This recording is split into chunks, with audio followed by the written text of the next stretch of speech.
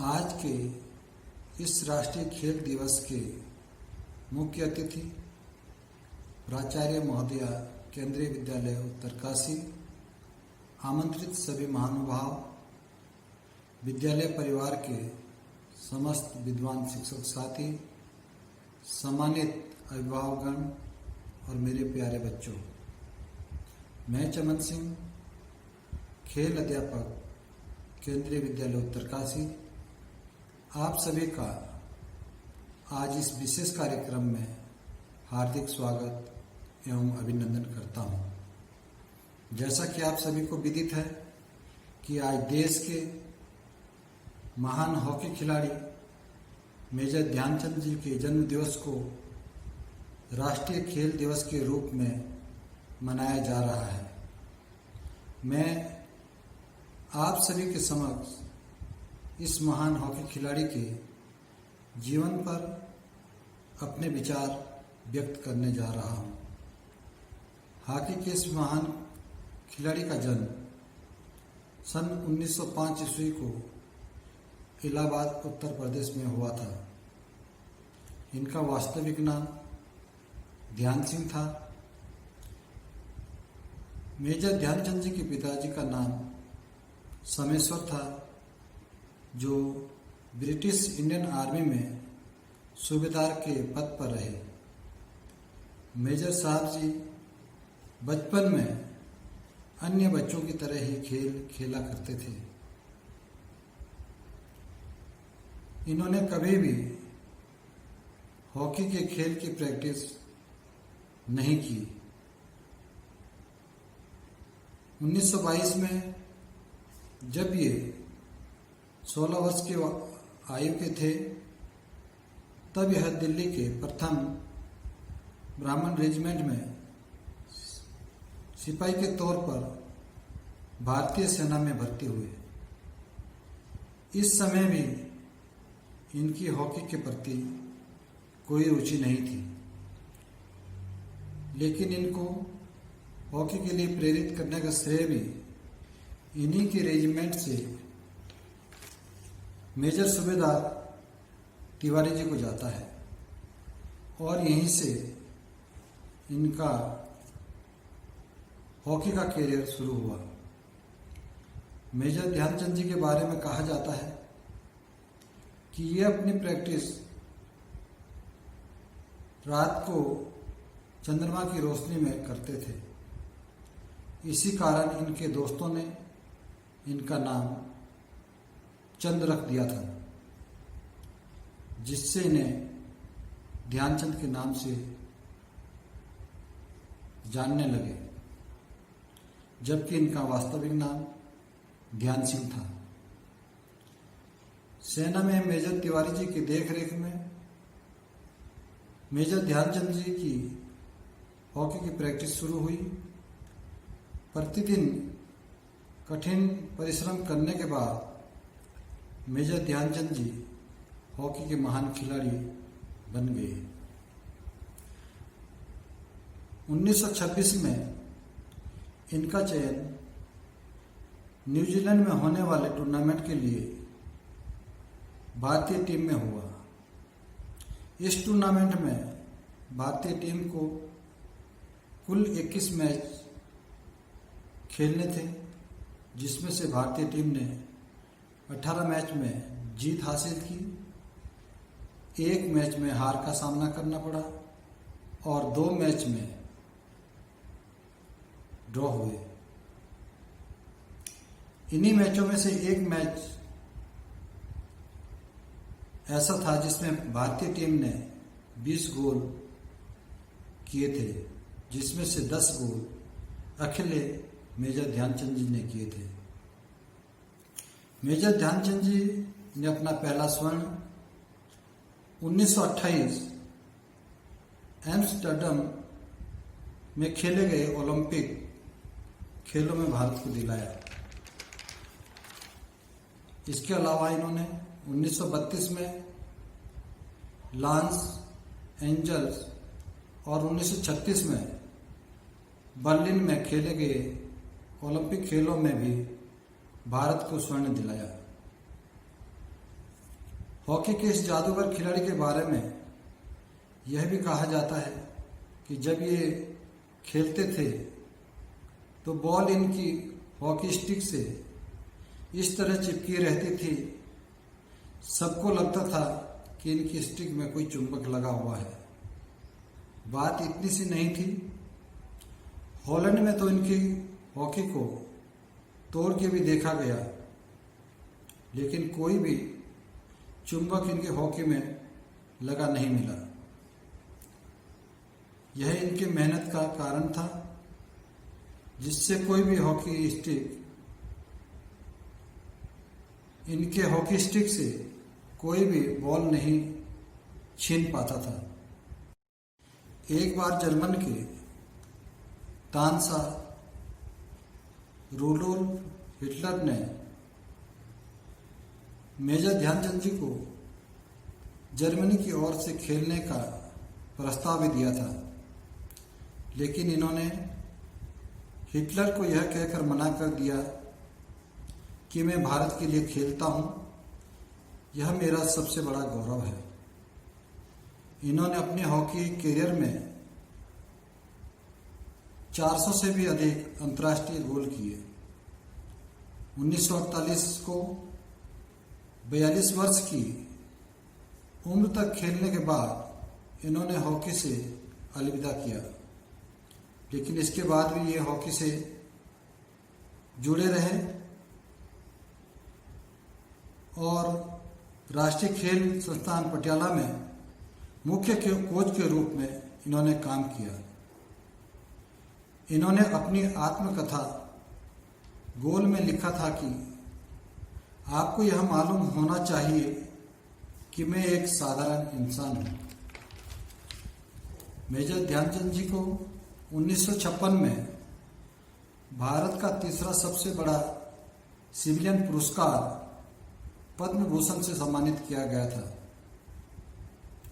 इसके अलावा इनके जन्मदिन को राष्ट्रीय खेल दिवस के रूप में मनाने का निर्णय भी 2012 को लिया गया।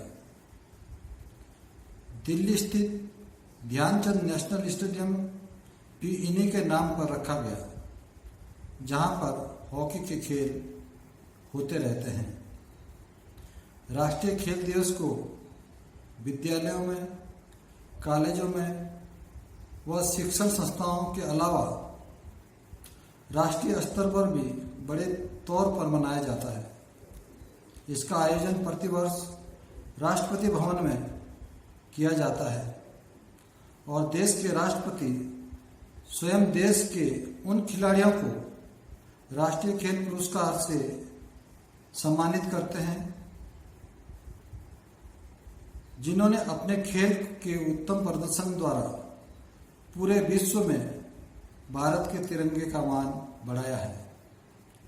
अर्जुन पुरस्कार, राजीव गांधी खेल रत्न और द्रोणाचार्य पुरस्कार जैसे प्रसिद्ध खेल संबंधी पुरस्कार भारत के राष्ट्रपति द्वारा एक वर्ष के दौरान सर्वोत्तम खेल प्रदर्शन करने वाले खिलाड़ियों को दिया जाता है। ध्यानचंद पुरस्कार भारत में खेलों में आजीवन उपलब्धि का सर्वोच्च पुरस्कार है। यह पुरस्कार खेल से संबंध रखने वाले खिलाड़ियों को दिया जाता है जिन्होंने न केवल अपने प्रदर्शन के माध्यम से योगदान दिया है, बल्कि सेवानिवृत्त होने के बाद भी खेल के उत्थान के लिए कड़ी मेहनत की है। अंत में मैं ऐसे महान खिलाड़ी के चरणों में मैं प्रणाम करता हूं एवं आप सभी का इस कार्यक्रम में भाग लेने के लिए सहृदय आभार व्यक्त करता हूं। धन्यवाद। जय हिंद, जय भारत। सभी को नमस्कार। Many greetings of national sports day. राष्ट्रीय खेल दिवस का यह अवसर हम सभी को आह्लादित करने वाला है।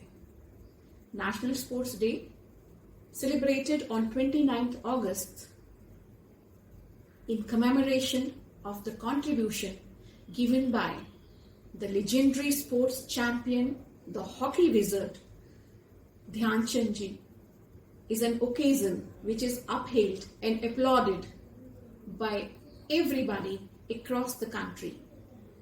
Today, being 29th August, National Sports Day is being celebrated in our Kendriya Vidyalaya Uttarkashi with great enthusiasm. Though, as COVID pandemic situations are there, this year in the entire school we are celebrating it with a difference. Unlike other years, this year we are celebrating it with the messages of our staff members, speeches by our students, as well as by organizing an online quiz for all the students to participate. I hope all the students are going to participate in it with great enthusiasm and gusto. As far as National Sports Day is concerned, as I told, it is observed on 29th August because this is the day in 1905 when Dhyan Chand was born, and to commemorate his 3 Olympic gold medals which he has given to India and brought laurels to the name of our country in 1929, in 1932 as well as in 1938. In honor of this contribution of Olympic gold medals, this legendary champion was honored with Padma Bhushan in 1950 by Indian government. Ever since, this day has been celebrated as National Sports Day and has been declared a national celebration in our country. Sports and games are very important for all children. Needless to say that all the children love to play. As such, it is their first inclination to pick up any game and make themselves busy with it. As an elder people, we need not to shun this tendency of children of playing sports and games. Rather, we need to motivate and inspire our young learners, because sports and games contribute a lot in overall development of personality of children. Children can be motivated to pick up any sport, either indoor or outdoor, which could provide them good mental exercise as well as physical exercise. As the saying goes, a healthy mind stays in a healthy body. We all know that without physical health, even life is useless. So, sports and games are very important for children as it helps them in maintaining good physical health, and good physical health ensures the development of a good mind among all the children. Sports and games are said to be great motivating force in development of various human values. If we look at sports and games from the angle of human values, our outdoor games like badminton, tennis, volleyball, handball, football, hockey, they contribute in development of values like team spirit, cooperation, and adjustment. Whereas the indoor games like chess and carom, they are said to be playing a great role in development of concentration and focus among children, among all the other values. As such, development of sportsmanship in a child is very important. One additional benefit of being a good sports person is that sports people are very much emotionally balanced. They are ready to take up their success and failures as part of life. They are well trained to face failures and success, ups and downs of life in a more lively manner, because they understand that it is the part of game It is a part of game of life to sometimes succeed and sometimes fail. But they learn to take everything in their own stride. As such, sports and games play a very important role in ensuring the physical health, the mental health, as well as the emotional health of a child. Nowadays, due to this widespread COVID-19 pandemic, we all have come to know that along with immunity, the mental well-being of a child is very important. As such, playing of any one sport or spending some time in some game gives a good outlet, emotional outlet also to the child, and he develops into sane and sensible human being. As a principal of the school, I urge to all the parents of the children of my school that they should motivate their child. They should never shun their child from playing. They should motivate their child to pick up the game which they like to play. It may be an indoor game or maybe an outdoor game, and then motivate him to outshine in that particular game field area also. As well, just as academic pursuits of the child are important, just as they are groomed to outshine in their academic fields of their various subjects by their teachers as well as parents, similarly, the teachers in the school as well as the parent in the school, they really need to motivate children to pick up the game in which they are passionate about, which they love to play, and then see that they improve their playing also as gradually they grow up. This will, I'm sure, this will provide a very good health, a good mental well-being, as well as emotionally well-being to the children, and which will help in the development of overall personality of the child as they grow up. Children equipped with good sportsman spirit are also very good citizens of country. So since none of us can undermine the importance of sports in life, let us all pledge to motivate children, to inspire children, to strike a balance between their academic pursuits and their physical pursuits in sports and in the way of sports and games also. The personalities which are balanced are more likely to succeed in life also. And a good combination of studies with good sport is the key to development of a successful, emotionally healthy, mentally sound and physically fit personality. Let us all motivate our children to go for good sports, to honor sports person, and to contribute by being a good social being of this country, become good citizen of our country and contribute in the development of society as well as our nation. Jai Hind. Namaskar. Hello, good morning. Sports day की आप सबों को बहुत बहुत बधाई।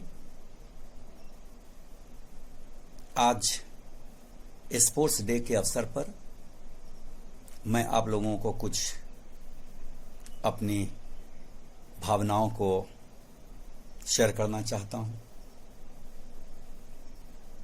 यदि हम कुछ पलों के लिए इतिहास की ओर देखें तो पाते हैं कि नाम, प्रसिद्धि और धन आसानी से नहीं आते हैं। इसके लिए लगन, नियमितता, धैर्य और सबसे अधिक महत्वपूर्ण शारीरिक क्रियाओं अर्थात स्वस्थ जीवन और सफलता के लिए व्यक्ति को शारीरिक और मानसिक स्वास्थ्य की आवश्यकता होती है। नियमित गतिविधियों में शामिल होने के लिए खेल सबसे अच्छा तरीका है। खेल हमारे जीवन का एक अहम हिस्सा है। यह हमारे शारीरिक और मानसिक दोनों ही विकास का स्रोत है। यह हमारे शरीर में रक्त परिसंचरण में सहायक है, तो वहीं दूसरी ओर हमारे दिमागी विकास के लिए भी लाभदायक है। खेल ही व्यायाम का सबसे अच्छा साधन माना जाता है। खेल हमारे शरीर को हिष्ट-पुष्ट, गतिशील और स्फूर्ति प्रदान करने में सहायक होते हैं। स्पोर्ट्स को वर्तमान समय में लाइफ लाइन के नाम से जाना जाता है। स्पोर्ट्स, योगा आदि ने व्यक्ति की जिजीविषा को बढ़ाया है। विशेषकर वर्तमान कोरोना काल में स्पोर्ट्स और योगा व्यक्ति की दिनचर्या सी बन गई है। इसके साथ साथ वर्तमान समय में मुहावरे, लोकोक्तियां, कहावतें भी मानो परिवर्तित सी हो गई हैं। पहले कहा जाता था wealth is lost, nothing is lost, health is lost, something is lost, and character is lost, everything is lost. किंतु वर्तमान समय में मैं समझता हूं कि यह कहावत कुछ यूं हो गई है, wealth is lost, nothing is lost, health is lost, everything is lost. हमारा मन सभी इंद्रियों का संचालन करने वाला है। इंद्रियों को नियंत्रित रखने के लिए यह आवश्यक है कि मन नियम के अनुसार चले, और इस मन को रोकना कोई साधारण बात नहीं है। आप अपने शरीर तथा स्नायुओं को वश में कर सकते हैं, लेकिन मन को एक क्षण भी स्थिर नहीं रखा जा सकता। जिस समय मन कुछ क्षणों के लिए निर्विकार अवस्था में चला जाए तथा विषयों से विमुख होकर अंतर्मुखी हो जाए और अपने आप को जानने लगे, तो समझिए कि आपने अपने आप पर नियंत्रण पा लिया है। और यही जीवन का उद्देश्य है, यही जीवन की सच्चाई है। और ये सारी उपलब्धि, सारी प्राप्तियां सिर्फ और सिर्फ स्पोर्ट्स और योगा के माध्यम से ही प्राप्त की जा सकती है। स्पोर्ट्स में स्पोर्ट्समैनशिप, स्पोर्ट्स में स्पेशलाइजेशन, स्पोर्ट्स में अनुशासन, स्पोर्ट्स में निश्चित समय और नियम के अनुसार क्रियाविधि को संपादित करना, यह सारी चीजें व्यक्ति को उपलब्धि के शिखर पर ले जाता है। ऐसे हमारे सामने अनेकानेक उदाहरण भरे पड़े हैं। इसलिए आइए आज स्पोर्ट्स डे के अवसर पर हम यह शपथ लें कि प्रतिदिन स्पोर्ट्स के लिए कुछ समय निश्चित निकालेंगे। दूसरों के लिए तो हम काफी समय निकालते हैं। सच्चे दिल से पूछिए तो क्या हम अपने आप के लिए कभी समय निकाल पाते हैं? और स्पोर्ट्स में एक जो सबसे महत्वपूर्ण संदेश आता है वह है एकता। यह एकता का संदेश देता है। विजयी होने के लिए हम सब एक हैं को यदि सत्य चरितार्थ रूप में देखना है तो वह स्पोर्ट्स में ही देखा जाता है कि सारे विरोधी एक साथ मिलकर आपस में चाहे जो मतभेद हो, सारे विरोधी मतभेद वाले विरोधी आपस में मिलकर अपनी टीम को विजयी दिलाने के लिए हर जोर प्रयास करते हैं। यदि हमने स्पोर्ट्स को आत्मसात किया तो आनंदमय जीवन जीने से कोई नहीं रोक सकता। और भारत जो पहले सोने की चिड़िया हुआ करती थी, दूध की नदियां यहां बहती थी, फिर से भारत सोने की चिड़िया होगी और दूध की नदियां बहेगी। धन्यवाद। आपका दिन मंगलमय हो। A very fresh and divine morning to each and everyone. Representing here, I am Priyan Singh Tamar, reading in KV Uttarkashi in class 8th B. Today I am here for deliver my speech on coronavirus fitness. We all know this time is very harsh, but we should need to do exercise every day to fit ourselves. The COVID-19 means that many of us are staying at home and sitting down more than we usually. It's normal. It is very hard to do a lot of exercise, to do the also sort of exercise. It is also hard for those people who never do exercise before lockdown. I am saying about the childrens and the adult people who usually do their work but not exercise. But it time we should need to exercise because exercise is the only way to make our immune system great. What is immune system? Immune system is a very complex network of cells and tissues which is made by body cells by their own. But if we want our immune system great, we should do exercise. To do exercise, we always do walking, keep yoga, and many other things like bodybuilding and etc. But a very important things. WHO Be Active campaigning aims to help you to just that to and have some fun. Means exercise is really fun at sometimes. Every times it's fun. We also need to do a break of 4 to 5 minutes like sitting and walking. We can also do walking every time. It's need to be our daily routine. If we do yoga exercise daily, so it can be a way to stay with our contact with our family and our friends. It is also very good way for our mental health. What is mental health? All the things which is connected with our mental is called our mental health. Exercise can help to prevent us from many diseases such as stroke, cancers, disease as heartbeat high and anything. It can maybe help in BP low. Means the people who have very high low BP, it adjusts BP. I want to only say this. Exercise is the best way to burn calories. Burn calories. Calories is also kind of a fat. But as great that nothing like coronavirus or any virus can enter your body. Indian government has launched a Fit India movement in which we all are taking part. All youth should take part in this movement because this movement help us to spread the awareness about fitness, exercise, yoga, all things.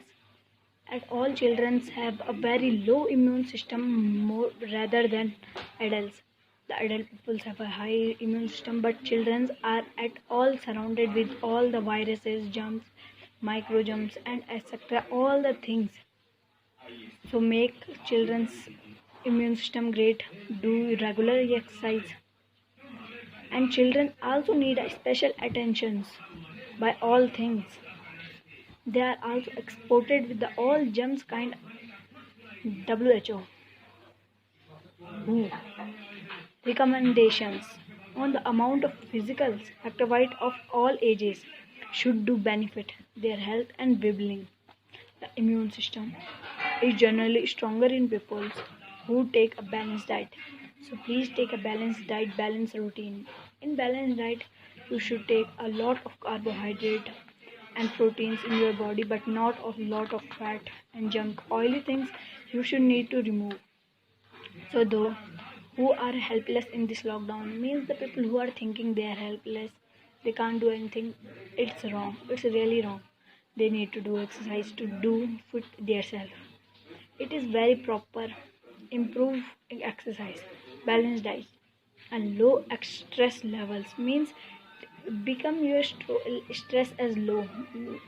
Please do not take stress. It's lockdown. Make it as fun.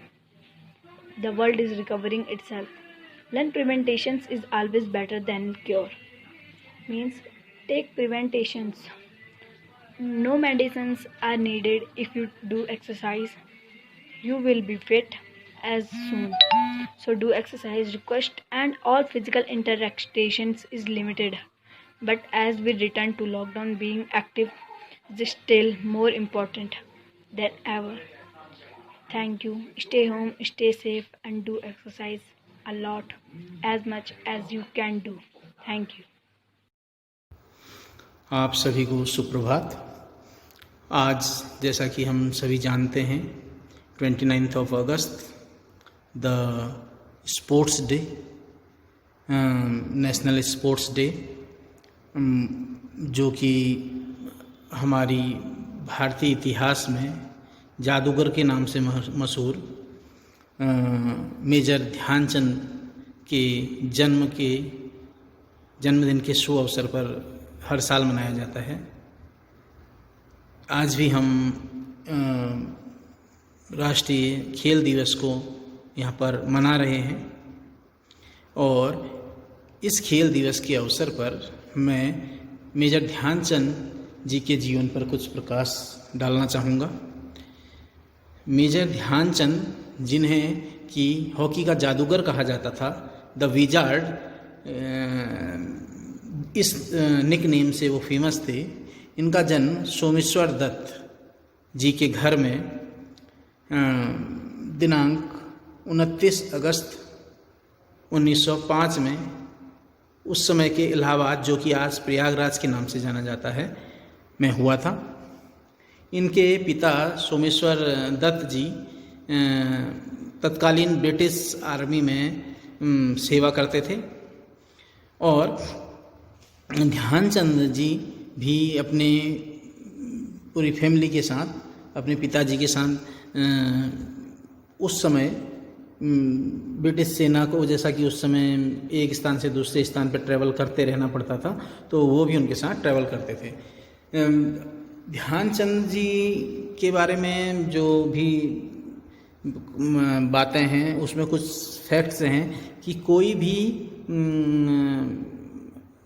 भी बालक जन्मजात प्रतिभा लेकर पैदा होता है, बस ज़रूरत होती है उस प्रतिभा को निखारने की, उस प्रतिभा को अवसर मिलने की। वही ध्यानचंद जी के साथ भी हुआ।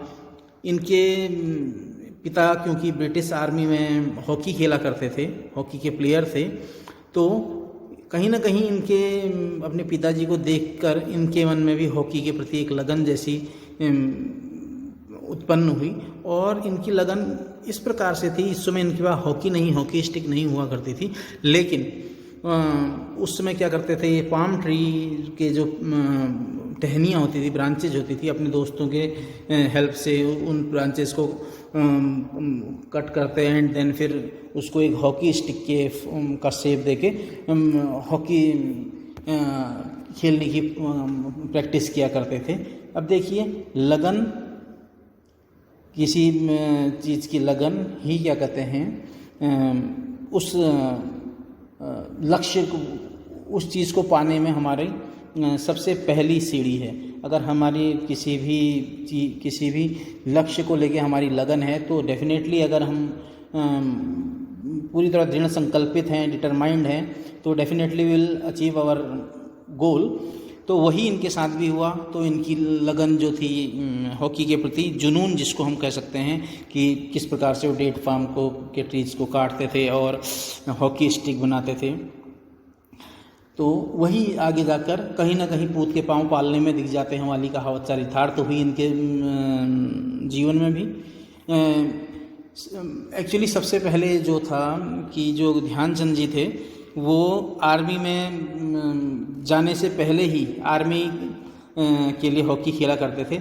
वो अपने फादर के साथ, क्योंकि उनके फादर आर्मी टीम में थे, तो वो भी उनके दो आर्मी टीम के बीच में अपने फादर के साथ हॉकी खेला करते थे आर्मी के लिए।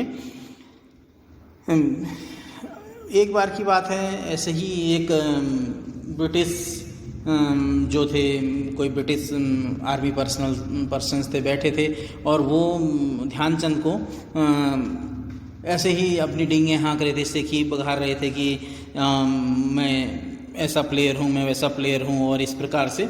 और जब उन्होंने फिर ध्यानचंद को भी मौका दिया बच्चा समझ के कि हाँ चलो इसे भी एक मौका दे दिया जाए हॉकी खेलने का, चलिए बच्चे की इच्छा पूरी हो जाएगी। लेकिन जब उस ब्रिटिश पर्सन ने ध्यानचंद की हॉकी देखी, हॉकी स्किल्स देखी, उनका गेम देखा, तो वो उस बच्चे से का वो ऑफिसर काफ़ी उससे इम्प्रेस हुए और उनने उस प्रकार से फिर एक बच्चों की पलटन बनाई, उसको बच्चा पलटन या चिल्ड्रंस प्लाटून करके नाम दिया। ध्यानचंद के बारे में एक चीज़ और कही जाती थी कि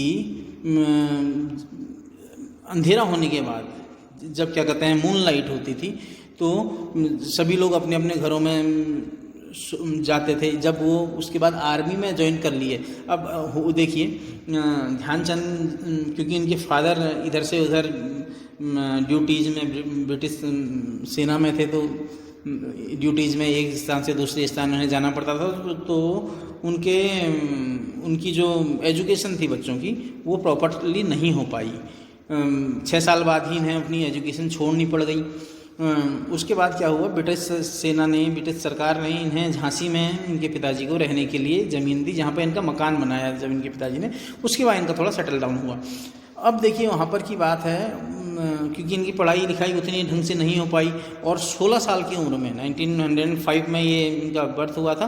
15-16 साल की उम्र में ये फिर स्वयं भी आर्मी में सेलेक्ट हो गए। ब्रिटिश आर्मी में ये सेलेक्ट हो गए और ब्रिटिश आर्मी में जो ये सोल्डरली ड्यूटी करते थे अपनी पूरे दिन भर, और उसके बाद क्योंकि इन्हें खेलने का, हॉकी के प्रति इनका जुनून और इनकी लगन इस प्रकार से थी, दिन भर इन्हें खेलने का मौका नहीं मिलता। लेकिन जब मून लाइट में सभी सैनिक अपने अपने घरों में सो जाते, अपने घरों में चले जाते, तो उस समय बहुत से लोग देखते कि एक काला साया सा मून लाइट में रमलिंग जो हॉकी की प्रैक्टिस कर रहा है। तो on full moon light when dogs everywhere howls and trees are bathed in silverly glow, you might have seen a slim young man with his flashing hockey stick propelling a ball rapidly across Springfield before slamming into the goal. It means यानी उस समय moon light में भी क्या करते थे, moon light में ही इनको मौका मिलता था, मून लाइट में ही ये प्रैक्टिस किया करते थे।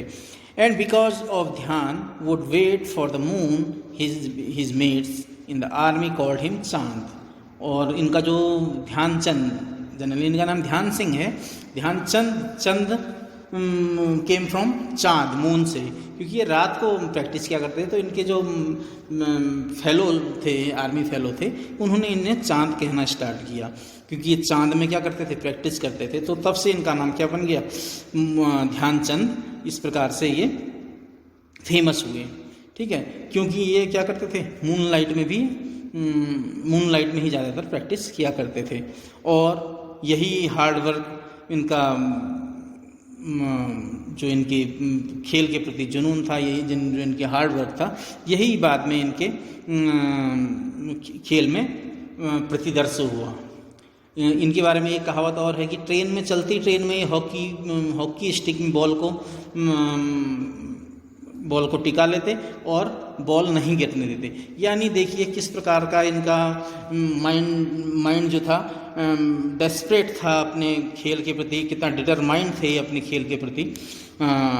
ये हमें इस वाक्य से पता लगता है।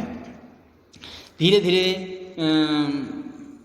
ये जब आर्मी में, ब्रिटिश आर्मी में सेलेक्ट हुए, तो ब्रिटिश आर्मी में सेलेक्ट होने के बाद इनको ब्रिटिश आर्मी की हॉकी टीम में भी क्या कहते हैं, इनका सिलेक्शन हुआ और हॉकी इन्होंने वहाँ अपनी हॉकी खेलनी स्टार्ट की। अब इनकी जो माताजी थी वो इनको इनकरेज करने के लिए, इनको एक रिन्फोर्समेंट, क्योंकि कोई भी बच्चा जब अच्छा करता है तो उसको एक रिन्फोर्समेंट की ज़रूरत होती है।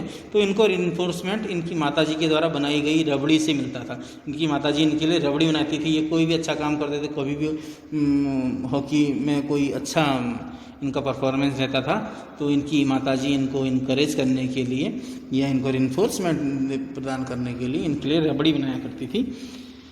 अब देखिए उसके बाद जब ये इंडियन 1920s के लगभग में इंडियन आर्मी के एक ब्रिटिश आर्मी में ये एक राइजिंग स्टार के रूप में जाने जाने लगे जब ये ब्रिटिश आर्मी में थे।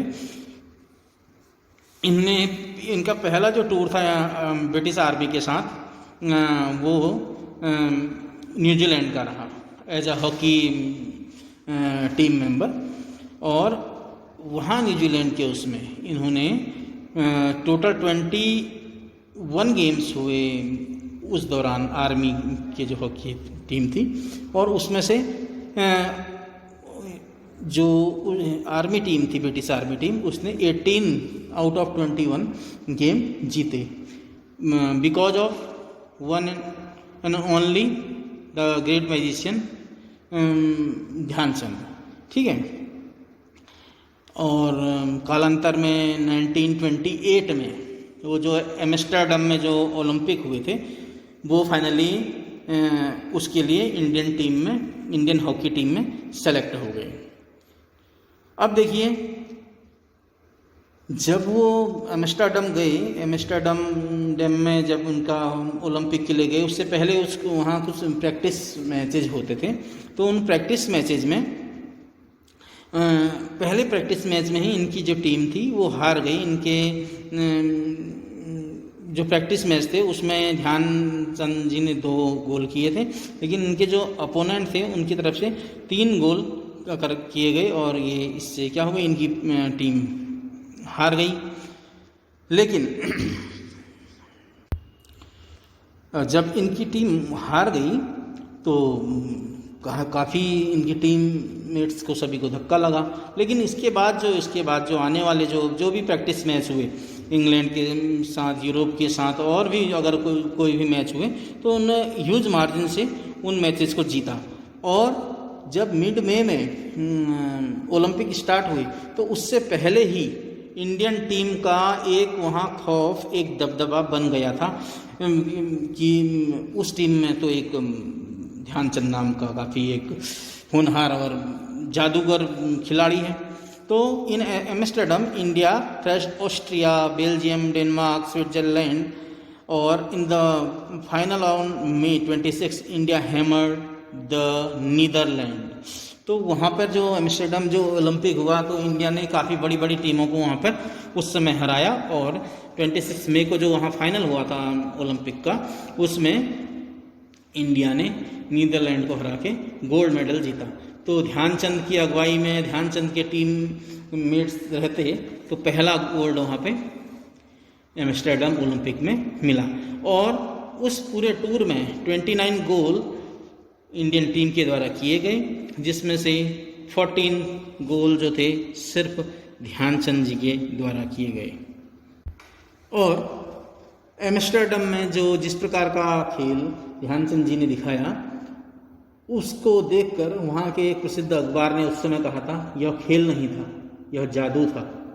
यह जादू था उस व्यक्ति का जिसके स्टिक में, जिसकी हॉकी स्टिक में लगता है कोई ग्लू लगा था, कोई गम लगा था, जिससे कि बॉल उसकी हॉकी स्टिक से कहीं और जाती ही नहीं थी। वास्तव में ध्यानचंद जी के बारे में ये कहा जाता है कि इनकी हॉकी स्टिक में, बल्कि इनकी हॉकी स्टिक भी चेंज करवाई गई इस कहीं ना कहीं इस मिथ को ध्यान में रखते हुए कि कहीं इनकी हॉकी स्टिक में कोई ऐसा जादू तो नहीं है, या कोई ऐसा वो तो नहीं है, कुछ ऐसा सब्सटेंस तो नहीं लगा जिससे गेंद इनकी हॉकी स्टिक में चिपक जाती है। तो उस समय लोग कहा करते थे कि वास्तव में इनकी हॉकी स्टिक में या तो कोई गम लगा है या कहीं ना कहीं कोई जादू है। इस प्रकार से इनके बारे में बातें होती थी। एम्स्टर्डम हॉकी ओलंपिक में जो गोल्ड मेडल था वो इंडियन टीम ने जीता, और नो डाउट बेस्ट प्लेयर उस समय जो रहे वो ग्रेट मैजिशियन हॉकी के जो थे हमारे ध्यानचंद जी रहे। सिर्फ 22 साल की उम्र में इन्हें इंडियन विजार्ड कहा गया। Only 3 teams played hockey at 1932 Olympics. 1932 Olympic जो लॉस एंजल्स में हुए थे वहाँ पर सिर्फ 3 टीमें थी, इंडिया, जापान एंड USA, और वहाँ पर भी इंडिया ने दोनों टीम को, अपनी अपोनेंट्स टीम को हराकर वहाँ भी इन्होंने गोल्ड मेडल जीता। कुछ समय बाद इनके जो छोटे भाई थे रूप सिंह, वो भी इंडियन टीम में सेलेक्ट हुए और इन दोनों भाइयों ने मिलके 25 ऑफ इंडियाज 35 गोल्स टोटल। उस समय जब दोनों भाई एक साथ खेले तो उसमें जो 35 गोल इंडियन टीम ने किए टोटल, उसमें से 25 गोल सिर्फ और सिर्फ दोनों भाइयों ने मिलकर किए थे उस ओलंपिक में। और अमेरिकन जर्नलिस्ट कोई एक थे, उस समय उन्होंने लिखा था कि both the brothers are typhoon out of the east, यानी एक चक्रवात के रूप में ये दोनों भाई हैं। और यह जो स्टॉर्म था खेल का, ये चलता रहा। 1932 में इंडियन टीम ने टोटल 37 गेम्स, जितने भी इंटरनेशनल टूर हुए उसमें 37 गेम्स खेले, हॉकी के गेम खेले और इसमें 338 गोल किए। और उसमें से सिर्फ उसमें से 133 गोल्स सिर्फ ध्यानचंद जी ने किए। 1934 में 48 गेम्स खेले गए, 584 गोल्स हुए, ध्यानचंद जी ने 201 गोल अकेले के दम पर किए। इसी प्रकार लगातार एक के बाद एक ओलंपिक्स या कोई भी हॉकी के कोई भी गेम्स थे उसमें अपनी प्रतिभा का लोहा मनवाते रहे ध्यानचंद जी। और अल्टीमेटली 1956 में ध्यानचंद जी आर्मी से मेजर रैंक से रिटायर हुए, मेजर की रैंक से रिटायर हुए और तब इनका नाम मेजर ध्यानचंद। हॉकी के इनके योगदान को देखते हुए भारत सरकार ने इन्हें पद्म भूषण की उपाधि से नवाजा और कालांतर में ये भारतीय हॉकी के मुख्य हॉकी कोच के रूप में नियुक्त हुए पटियाला में। और इन्होंने काफ़ी कैंप्स किए और इंडियन टीम के काफ़ी खिलाड़ियों की कोचिंग की। और लास्ट में अंततः इनके जो बेटे हैं अशोक कुमार जी, उन्होंने फैमिली ट्रेडिशन जो हॉकी था उसको आगे बढ़ाया और उन्होंने भी भारतीय टीम के लिए हॉकी खेली। इनके बेटे जो अशोक कुमार जी थे, उन्होंने भी इंडियन हॉकी टीम के लिए हॉकी खेली और उन्हें भी अपने पिताजी से ही विरासत में हॉकी मिली थी। अशोक जी ने 1975 में जो वर्ल्ड कप हुआ हॉकी का, उसमें इंडिया को उस हॉकी वर्ल्ड कप को जिताने में अपना अमूल्य योगदान दिया था। इसके बाद 1975 का जो वर्ल्ड कप था हॉकी का, वो इंडियन टीम का लास्ट जो था मेजर वर्ल्ड टाइटल था। उसके बाद धीरे धीरे जो इंडियन हॉकी का क्या होने लगा, धीरे धीरे इंडियन हॉकी अपने डिक्लाइन फॉर्म में जाते रही, यानी जो प्रदर्शन था इंडियन हॉकी टीम का जो कि अपने चरम पर रहता था, वो धीरे धीरे कम होने लगा। और 1976 मॉन्ट्रियल ओलंपिक्स जो हुए थे, उसमें इंडिया उस ओलंपिक में 6ठे स्थान पर रही थी। तो उस समय ध्यानचंद जी ने कहा था कि कभी नहीं सोचा था ऐसा दिन भी देखना पड़ेगा। वास्तव में जो आदमी अपने बूते पर इंडियन हॉकी टीम को सुनहरे समय में ले गया, उसके लिए यह एक दुस्वप्न जैसा ही था। इसके बाद ध्यानचंद जी ने अपने जीवन के जो आखिरी वर्ष थे वो अपने प्रिय शहर झांसी में ही बिताए और दिनांक 3 दिसंबर 1979 को 1979 को दिल्ली के एक अस्पताल में इस महान जादूगर, इस हॉकी के जादूगर, इस विजार्ड का निधन हो गया और उन्हें पूरे राजकीय सम्मान और पूरे सैन्य सम्मान के साथ उन्हें अंतिम विदाई दी गई इनके गृहनगर झांसी में। अब जब कि आज हम उनका जन्म दिवस मना रहे हैं, इनके बारे में जैसा कि हम सभी जानते हैं कि भारतीय खेल में जो सबसे बड़ा जो पुरस्कार होता है लाइफ टाइम अचीवमेंट अवार्ड, वो ध्यानचंद जी के नाम पर ही दिया जाता है।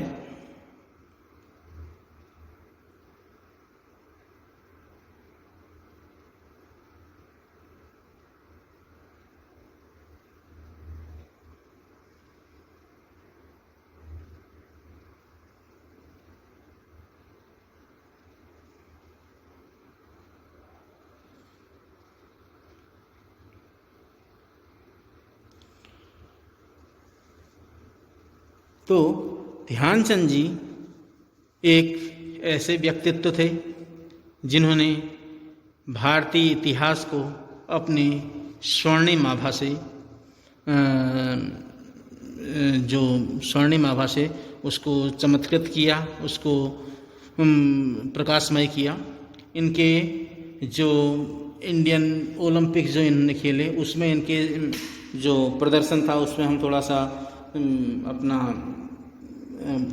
इसमें थोड़ा सा प्रकाश डालते हैं। देखिए 1928 ओलंपिक एम्स्टर्डम में जो हुए थे, जिसमें नीदरलैंड को इन्होंने हराया था। देखिए ऑस्ट्रिया के साथ 6, इंडिया का जो स्कोर था 6-0, 9-0 बेल्जियम के साथ, डेनमार्क के साथ 5-0, इंडिया स्विट्जरलैंड 6-0, इंडिया नीदरलैंड 3-0। देखिए इस प्रदर्शन को देखकर स्टॉर्म या टाइफून या इस प्रकार से जादूगर, इस प्रकार के जो विशेषण हैं वो देना वास्तव में बिल्कुल सही लगता है। 1932 के ओलंपिक में लॉस एंजल्स में जो हुए थे उसमें देखिए इंडिया जापान 11-1। कोई भी विश्वास नहीं कर सकता कि कहीं पर ऐसा भी हो सकता है, इस प्रकार का मार्जिन भी किसी खेल में हो सकता है। और वैसे ही उसके बाद देखिए यूएसए के साथ 24-1। ऐसा नहीं था कि ये यूएसए या ये जापान की टीमें कमज़ोर थी, लेकिन काबिलियत हमारे पास थी, काबिलियत उस शख्स में थी। 1936 ओलंपिक में बर्लिन में जिसमें जर्मनी को हराया था फाइनल में, उसमें India Hungary 4-0, India USA 7-0, India Japan 9-0 and India France 10-0। यानी अपोनेंट टीम को उभरने का कोई मौका ही नहीं देते थे। ऐसे थे हमारे हॉकी के जादूगर श्रीमान मेजर ध्यानचंद जी। आप अमर रहे हैं और हमेशा अमर रहेंगे। जय हिंद।